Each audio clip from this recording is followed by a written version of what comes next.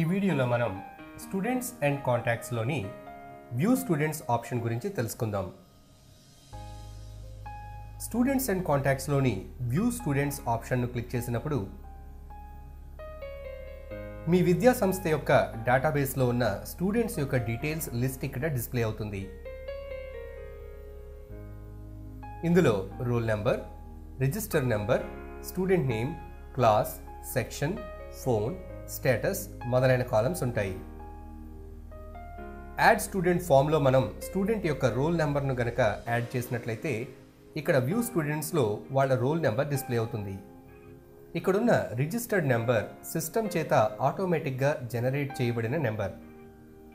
మనం విద్యార్థులను ఏ క్రమంలో అయితే డేటాబేస్కు యాడ్ చేశామో ఆ క్రమంలో కంప్యూటర్ ఆటోమేటిక్గా ఒక రిజిస్టర్డ్ నెంబర్ను అలాట్ చేయడం జరుగుతుంది. ఈ రిజిస్టర్ నెంబర్ను ఉపయోగించుకుని యాబ్సెంట్ అయిన విద్యార్థులకు వారి తల్లిదండ్రులకు సమాచారాన్ని ఏ విధంగా పంపాలో యాబ్సెంట్ అనే ఫామ్ ఆప్షన్ను ఉపయోగించేటప్పుడు తెలుసుకుందాం. ఇక్కడ ప్రతి స్టూడెంట్కి సంబంధించిన డీటెయిల్స్లో చివరగా 2 ఆపరేషన్స్ ఇవ్వబడ్డాయి. ఒకటి ఎడిట్, రెండవది డిలీట్. ఇక్కడున్న ఈ ఎడిట్ బటన్ క్లిక్ చేయడం ద్వారా స్టూడెంట్కు సంబంధించిన డీటెయిల్స్ ఉన్న ఫామ్ ఓపెన్ అవుతుంది. స్టూడెంట్కు సంబంధించిన డీటెయిల్స్లో ఏవైనా మార్పులు చేయాలనుకున్నప్పుడు, ఉదాహరణకు ఇక్కడున్న రిజిస్టర్ నెంబర్ 1 రాజు అనే స్టూడెంట్ యొక్క డీటెయిల్స్లో మనం మార్పులు చేయాలని అనుకుంటే ఇక్కడున్న ఎడిట్ బటన్ను ప్రెస్ చేయాలి. ఇప్పుడు రాజుకి సంబంధించినటువంటి డీటెయిల్స్ ఉన్న ఫామ్ ఓపెన్ అయింది. ఈ ఫామ్లో మనం రాజు యొక్క మొబైల్ నెంబర్ను మార్పు చేయాలని అనుకుంటున్నాము.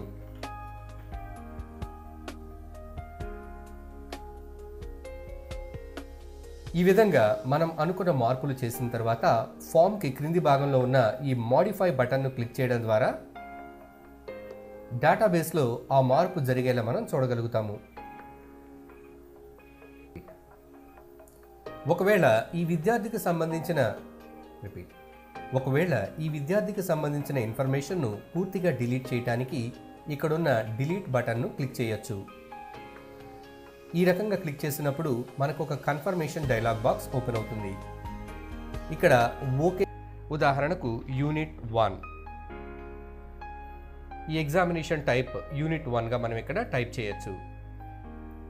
అయితే విద్యార్థులకు సంబంధించిన మార్క్స్ను ఒక ఎక్సెల్ షీట్ రూపంలో మనం ఇక్కడ అప్లోడ్ చేసుకోవాలి. అయితే ఆ ఎక్సెల్ షీట్ యొక్క ఫార్మాట్ ఏ విధంగా ఉండాలి అనే దానికి ఇక్కడ ఇవ్వబడిన శాంపిల్ CSV ఫైల్ను డౌన్లోడ్ చేసుకోవచ్చు. శాంపిల్ ఫైల్ను పొందటానికి ఇక్కడున్న శాంపిల్ CSV లింక్ పై క్లిక్ చేయాలి.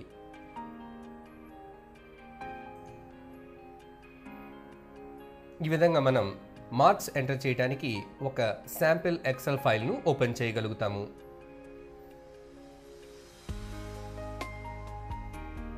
ఇక్కడ ఈ ఫైల్లో పైన ఉన్న కాలం హెడ్డింగ్స్లో మొబైల్ నెంబర్ అనేది MOBILE అన్ని లెటర్స్ కూడా క్యాపిటల్లో ఉండాలి.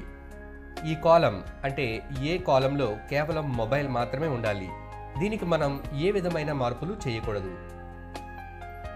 మిగిలిన కాలమ్స్లో ఉన్న టైటిల్స్ను మనకు నచ్చిన విధంగా మార్పు చేసుకోవచ్చు.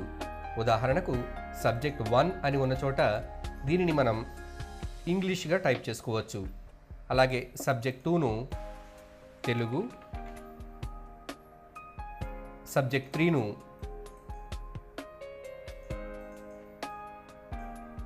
సైన్స్, సబ్జెక్ట్ 4ను మ్యాథ్స్. ఈ విధంగా మనకు నచ్చిన సబ్జెక్ట్ నేమ్స్ ఇక్కడ ఎంటర్ చేసుకోవచ్చు.